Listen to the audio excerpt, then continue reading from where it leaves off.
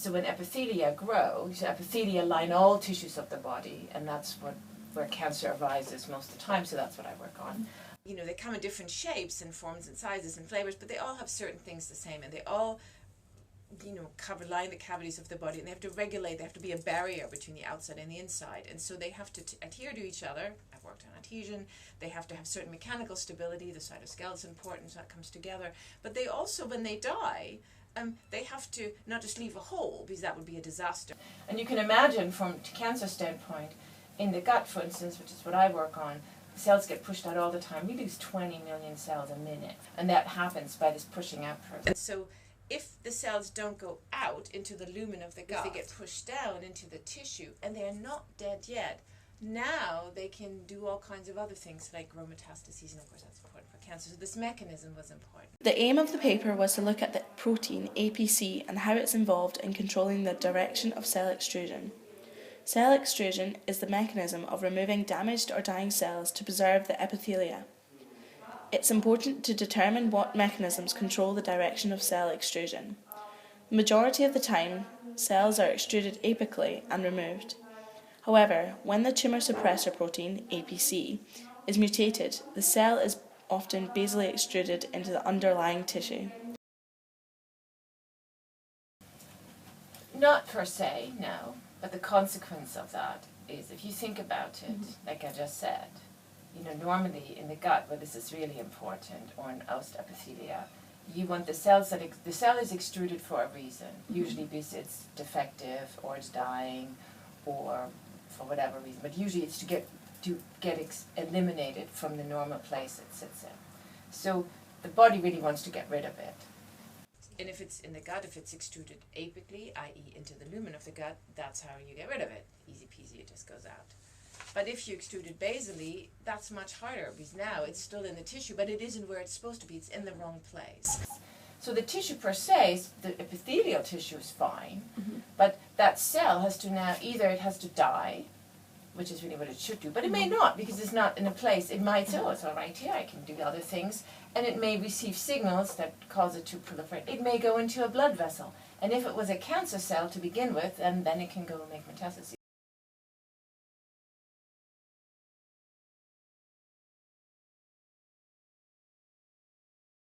And so if in a cell that is dying or is defective in some way or is different, now the idea is that the cytoskeleton is a little bit different. Either the microtubules are not as stable. Now as a consequence, these neighboring cells will sense that.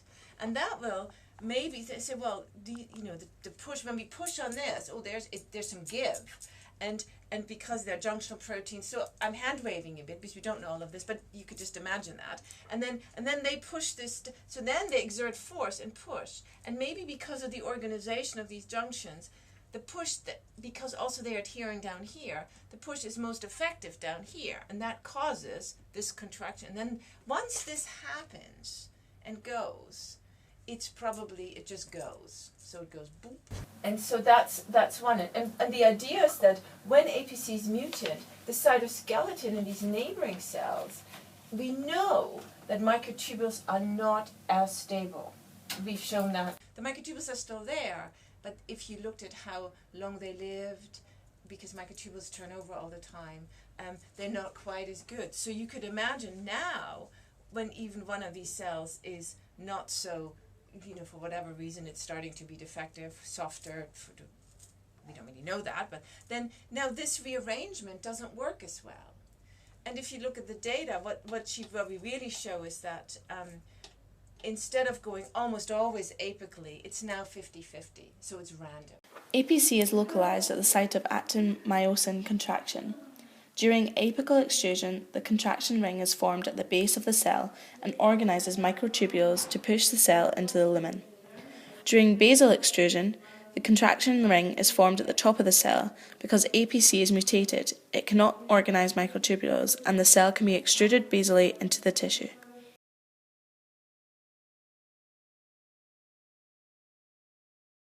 So if in cancer, in colorectal cancer, if we find that mutations in APC, which occur very frequently in the gut, if that also causes cells to be extruded basally rather than apically.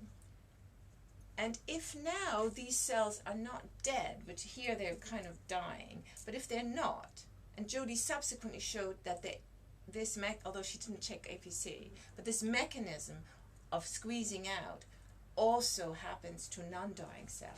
When the cells are too dense, they're saying, well, like in the undergo, it's like, oh, this doesn't work, we need to have more space. They do that. They reach a certain density and you can manipulate that. There are these wonderful things called cell stretchers and stuff. And the same mechanisms operate.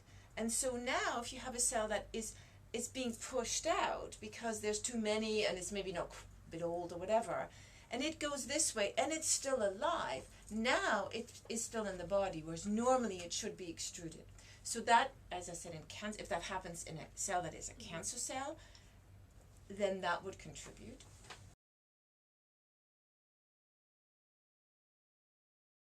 Use this therapeutically.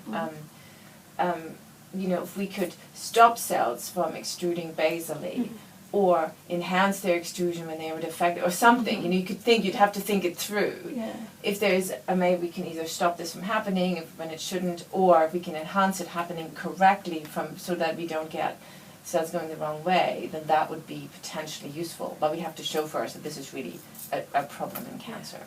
So the one thing that's always helpful when working on this particular protein is that we know it's mutant in more than 80% of colorectal cancers. So it happens really early, and it has all kinds of effects on all the processes that govern this. So targeting, but knowing what are the things that we need to change back again, and which ones are not, and how are they all connected, is really hard.